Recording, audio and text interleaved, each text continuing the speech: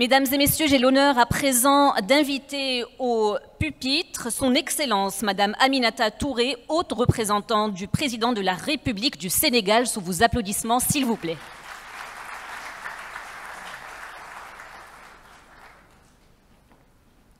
Merci beaucoup. Je voudrais saluer le retour à la réflexion d'Amadeus sur ce thème central, celui de la croissance. Mais il serait bon, et je crois que ça a été amorcé, de qualifier la croissance. La croissance de quoi? Évidemment, la croissance économique, mais une croissance partagée, parce qu'on a vu des pays avoir des taux de croissance importants sans pour autant éviter justement cette instabilité sociale que nous devons éviter. Donc nous parlons d'une croissance partagée, mais pour, en Afrique, accélérer l'éradication de la pauvreté. Je pense qu'il faut avoir ce package lorsqu'on a une perspective en termes de croissance. Évidemment, on parle de croissance globale, mais il n'y a pas de croissance globale sans croissance nationale et sans croissance régionale. Donc on ne peut pas, disons, surtout dans le cadre de nos États, je rappelle que l'Union africaine fait 54 États, et si on mettait toutes les économies africaines ensemble, ben on serait la 11e puissance mondiale. Donc il y a ce besoin d'agrégation pour aller vers un marché à l'échelle. Mais il y a également, évidemment, les préalables à la croissance. Une croissance, elle n'est pas sui generis, elle se crée. Et il faut que ces conditions, évidemment, en premier lieu, on évoquera l'impératif de la paix, ce qui n'est absolument pas gagné dans notre continent. Et il ne faut jamais sous-estimer, justement, le travail extraordinaire et la résilience surtout extraordinaire que les Africains ont eu à avoir et continuent à avoir. Si les choses s'étaient passées de manière linéaire, le continent africain peut-être n'existerait plus, en tout cas sous sa forme actuelle, en ayant survécu à d'extrême violence en termes d'agression, je parle de l'esclavage, de la colonisation, etc. Donc cette résilience qui est quasiment génétique doit être maintenant mise au service de la croissance économique et tous ensemble. Mais pour cela, il faut garantir la paix et la sécurité.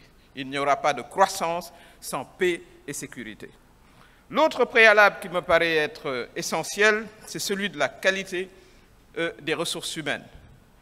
Évidemment, si nous voulons développer des secteurs stratégiques, comme nous en avons parlé, mes prédécesseurs en ont parlé tout à l'heure, il faudrait qu'on ait une jeunesse, ou en tout cas un capital humain, qui soit à la dimension des enjeux que nous devons affronter. Le troisième préalable qui me paraît être important, c'est la lutte contre les inégalités.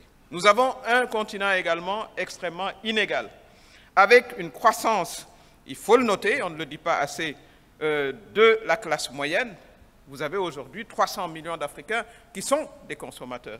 Mais vous avez une base large, et c'est là le problème, c'est celle des populations rurales, pour l'essentiel, et de plus en plus de populations urbaines qui vivent dans des conditions économiques déplorables. Donc la question de la lutte contre les inégalités doit être au cœur des stratégies de croissance. Vous avez également la question de la jeunesse. Vous êtes sur un continent où 70% de la population a moins de 35 ans. Donc si vous avez une croissance qui ne produit pas d'emploi, c'est une croissance qui vous est inutile et qui, d'ailleurs, à très court terme, va vous poser plus de problèmes que si vous aviez une croissance faible.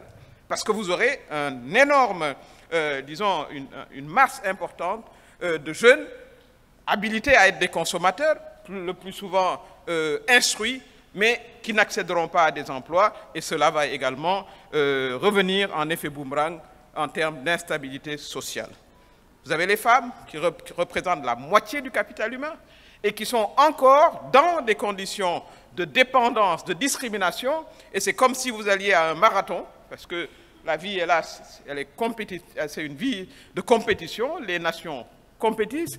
Si d'un autre côté, vos adversaires mobilisent l'ensemble de leur capital humain, donnent des droits et des capacités aux femmes, et que nous, évidemment, nous traînons, avec la moitié de notre capital humain, ben on n'est pas compétitif tout simplement. Donc la question des femmes, c'est non seulement une question de droit, mais c'est une question de bon sens économique. Donc il va falloir investir aussi bien au niveau de la jeunesse que des femmes. Et c'est ça les préalables. Vous avez le préalable aussi des équités ethniques qui se posent de plus en plus dans nos États. Nos États africains, n'oublions pas qu'ils ont un passé colonial. Nous avons des ensembles qui ne sont pas forcément logiques, qui ne sont pas forcément historiques. Il faut veiller à ce que tous les groupes, disons, culturels, ethniques, accèdent de manière équitable aux effets de la croissance. Et comme autre préalable, il me semble que la taille de nos marchés est également, disons, une question qu'il faut nous poser. Ce n'est pas pour rien que nous avons un ensemble comme la CEDEAO. La CEDEAO, son but, c'est de se présenter comme un marché fort de plusieurs centaines de millions de potentiels consommateurs. Il faut amener nos populations à être des populations qui consomment parce qu'elles ont un pouvoir d'achat important, d'où le lien entre la croissance et l'éradication rapide de la pauvreté. Mais il nous faut, à mon avis, reconceptualiser l'économie elle-même. Nous sommes toujours du temps d'Adam Smith. Nous avons, disons, hérité de ces connaissances économiques dans des contextes qui n'ont rien à voir avec, disons, ce qui définissait l'économie moderne à l'époque. Donc je pense qu'il faut que l'Afrique se crée son école économique. Pourquoi je le dis? Parce que tout simplement, lorsqu'on parle de croissance, on ne s'adresse qu'à 20% des acteurs qui créent de la richesse. Aujourd'hui, vous prenez le Nigeria, qui est, depuis 1 an et demi, la deuxième économie africaine. Elle était la première toutes ces années. Oh, l'Afrique du Sud rattrape, mais on va pousser pour que le Nigeria redevienne premier. Ben, 80% de l'économie nigériane est informelle. C'est-à-dire, elle ne se retrouve pas dans la comptabilité nationale. Et si vous voulez avoir une croissance massive et que vous n'adressez pas 80% de votre économie réelle, je parle de ceux qui créent, disons, des emplois, de la richesse, ce sont les micro-entreprises, ce sont nos petites micro-entreprises qui ne sont même pas enregistrées en général. Et c'est elles qui mettent, enfin, du pain sur la table, ou alors, je dirais, du couscous sur la table, puisqu'on est au Maroc. Et cela, il va falloir que l'on puisse, disons, dans nos plans et dans notre réflexion, et c'est un challenge qui est adressé, disons, aux économistes, aux chercheurs, mettre ce secteur informel au cœur de nos préoccupations. Il nous faut également, ça a été dit, accélérer notre processus d'industrialisation. Il n'est pas normal que l'on continue à importer des cure-dents à l'extérieur, des brosses à dents à l'extérieur, les petites chaussures qu'on met à l'extérieur. C'est inconcevable si on veut parler de croissance. Donc, la question de l'industrialisation, elle est vitale dans l'espace africain. Et troisièmement, je pense qu'en termes de reconceptualisation, la modernisation de notre agriculture est une nécessité impérative. Mais je l'ai dit, il faut que ces croissances-là soient porteuses d'emplois. Et ça pose toute la question que nous avons sur l'avancée de l'intelligence artificielle, etc. Dans un contexte où la main-d'œuvre est vieillissante dans le Nord ou, disons, en Asie, on peut l'envisager, mais en Afrique où vous avez besoin d'avoir des emplois physiques parce que votre pression démographique est telle, il va falloir qu'on repense et qu'on positionne ces questions d'intelligence artificielle de manière très intelligente pour qu'elles ne soient pas, justement, créatrices de déperdition d'emplois. Donc ça, c'est également des questions qu'il nous faut nous poser. La question de la formation du capital humain, que j'ai évoquée tout à l'heure. Quel type de formation? Nous avons hérité, la plupart du temps, de l'éducation telle qu'elle a été conceptualisée il y a 65 ans, pendant nos indépendances. Nous ne l'avons pas fondamentalement réformée, alors que nous devons vraiment faire des progrès très importants en matière de STEAM, de sciences, de technologie, d'engineering. Voilà le gap que nous devons, disons, combler. Or, nous avons, en tout cas pour le cas du Sénégal, 80% des bacheliers qui sont non scientifiques. Voilà une inadéquation qu'il va falloir que nous réglions très rapidement. La question de la déperdition scolaire en Afrique. Nous avons des déperditions scolaires extrêmement importantes. Il va falloir qu'on aille très rapidement vers la formation professionnelle et que l'on puisse avoir ce capital humain dont nous avons besoin pour moderniser notre industrie, accélérer notre industrialisation et moderniser notre agriculture. La question des entreprises. Je reste convaincu que c'est par la promotion des petites et moyennes entreprises que nous allons accélérer et multiplier la croissance.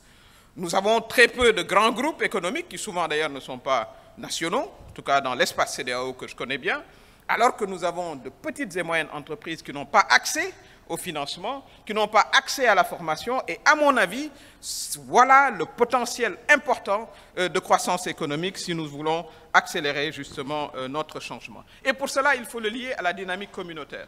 Nous avons également hérité d'États qui sont très centralisés, parce que le colonisateur, ce qui l'intéressait, c'est qu'il y ait de l'ordre dans la colonie et qu'il puisse, disons, exploiter les ressources. Donc, c'était bien organisé dans la capitale, certainement, dans la plupart, en tout cas, des pays de la CEDEAO. Et pour le reste, bon, tout le monde était laissé à lui-même et seul comptait la collecte des impôts. Et peut-être qu'il va falloir renverser le processus et partir, justement, des initiatives économiques communautaires. C'est des concepts qu'il va falloir que nous développions à travers les conseils de quartier qui existent au Sénégal et les conseils de village, qui doivent être les moteurs de la croissance communautaire.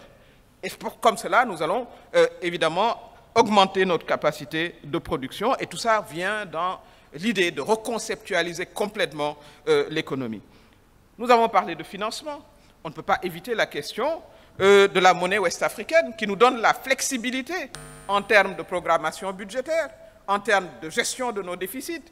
Mais nous louons en fait une monnaie, parce que le CFA, c'est une location, plus ou moins. Et nous avons dépassé ce stade, donc il faut aller très rapidement vers l'avènement de la monnaie ouest-africaine qui nous donnera cette souveraineté monétaire et nous donnera évidemment beaucoup plus de flexibilité, étant entendu que la monnaie n'est qu'un instrument. Ça également, il faut qu'en tant qu'économistes, nous soyons d'accord là-dessus. Vous avez des pays qui ont leur monnaie unique, c'est le cas du Maroc. Vous avez des pays qui ont également leur monnaie unique, mais qui n'ont pas de croissance. Donc il va falloir lier la création de la monnaie communautaire à la mise en dynamique justement de ces secteurs industriels et de l'agriculture. Il nous faut également mobiliser notre épargne sous-régionale, être beaucoup moins dépendant du marché international. Et c'est ce que le Sénégal fait depuis plusieurs mois, où nous avons mobilisé des ressources sur le marché de la CEDEAO et nous n'avons pas suffisamment collecté notre épargne locale, parce que nous sommes dans des économies complètement informelles et qu'il va falloir, je ne dirais pas peut-être formaliser, peut-être certainement, mais trouver des moyens disons, adaptés à notre contexte pour que cette économie-là puisse être bénéficiaire. Nous avons également la question de la microfinance, qui est énorme. C'est la microfinance qui finance, excusez-moi de la tautologie, les activités communautaires qui nourrissent les populations. Alors qu'elle n'est pas au centre, disons, des préoccupations en termes de planification. Et il va falloir la moderniser, il va falloir mettre en synergie tous ces petits mécanismes, ces petits ruisseaux, pour qu'ils forment un grand fleuve capable de financer l'économie au niveau tant communautaire que national. La question de l'énergie.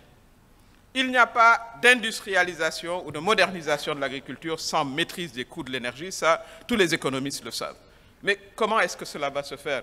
Dans un contexte, évidemment, où il faut préserver la planète, il faut de l'énergie propre. Mais il est impensable qu'on dise aux nouveaux pays qui découvrent du pétrole et du gaz, voilà, qu'ils ne vont pas mettre en valeur, disons, leur production de gaz ou de pétrole. C'est impensable. Donc, si la COP et les pays de la COP veulent être réalistes, il faut qu'ils le comprennent. Le Sénégal, qui est producteur de pétrole et de gaz, vous ne trouverez pas un argument pour leur dire non, non, non, non, non, vous ne pouvez pas l'utiliser. Ça n'a pas de sens. Ça ne fait aucun sens. Donc, si la communauté internationale veut qu'on aille ensemble, qu'ils acceptent que pendant encore quelques temps, le temps au moins que le rattrapage en termes de développement se fasse, ces énergies-là resteront extrêmement pertinentes dans le cadre de notre développement. Évidemment, il faut accompagner les énergies vertes, l'énergie solaire, on parle de l'Afrique, où il y a le soleil, disons, 24 heures sur, enfin, au moins toute l'année. Mais encore une fois, il va falloir qu'on partage la technologie d'exploitation, qui coûte très très cher et qui n'est pas maîtrisée par les pays africains. Donc, ces questions-là, de l'énergie verte, de l'énergie éolienne, et pourquoi pas du nucléaire, puisque certains pays se sont mis à remettre à jour leur économie, leur énergie nucléaire. Mais nous n'en sommes pas encore là. Mais en tout cas, ce qu'il faut comprendre, c'est que la question énergétique doit se poser de manière également égalitaire. Mais pour revenir et terminer sur les préalables, il ne peut pas y avoir de préalable à la croissance sans lutte acharnée contre la corruption. Et c'est ça aussi une des questions centrales qui freine la croissance dans nos pays. Au Sénégal, on parle de 4 000 milliards de francs CFA qui auraient disparu dans les comptes. C'était un prêt, on ne l'a pas retrouvé. Mais comment voulez-vous, à ce moment-là, qu'on puisse avoir une croissance qui profite à tout le monde? Si on n'arrive pas à traquer dans le budget national 4 000 milliards. Donc c'est comme ça qu'il faut le comprendre. Parmi ces préalables, il va falloir que nos pays s'acharnent à lutter contre la corruption et contre les corrupteurs, bien évidemment, qu'ils puissent répondre de leurs actes et ramener l'argent. En conclusion finale, je voudrais dire que l'Afrique est encore le dernier endroit de la planète porteuse d'un grand potentiel économique. Mais le potentiel d'économie réelle, puisque nous ne sommes pas dans l'économie virtuelle. C'est en Afrique où vous allez construire des ponts, des autoroutes, des hôpitaux, des universités. C'est un grand potentiel. Et ça, quand je le dis, c'est pour qu'on comprenne que nous avons un rôle stratégique dans les affaires mondiales, pour peu que nous sachions maîtriser, disons, nos capacités de négociation. Il est important également, je suis tout à fait d'accord qu'on croit en nous-mêmes, mais je pense que ça fait très longtemps que l'Afrique croit à elle-même, sinon on ne serait pas là. Il va falloir également qu'on mette nos jeunes et nos femmes dans des situations leur permettant d'être résilients, nous l'avons dit tout à l'heure, mais également en notre sein, en tant qu'Africains, il va falloir que nous mettions en place des mécanismes gagnant-gagnant pour que chacun se retrouve dans une croissance partagée pour tous. Je vous remercie.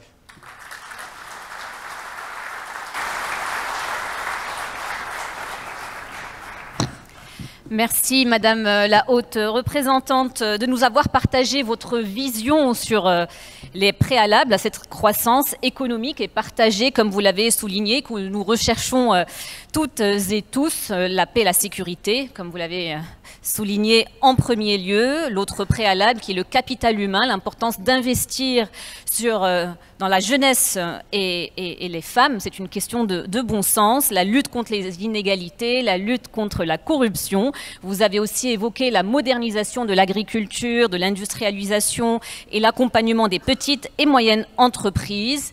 La question de la monnaie, qui est elle aussi capitale. Autant de sujets, mesdames et messieurs, qui seront débattus tout au long de ces 2 jours.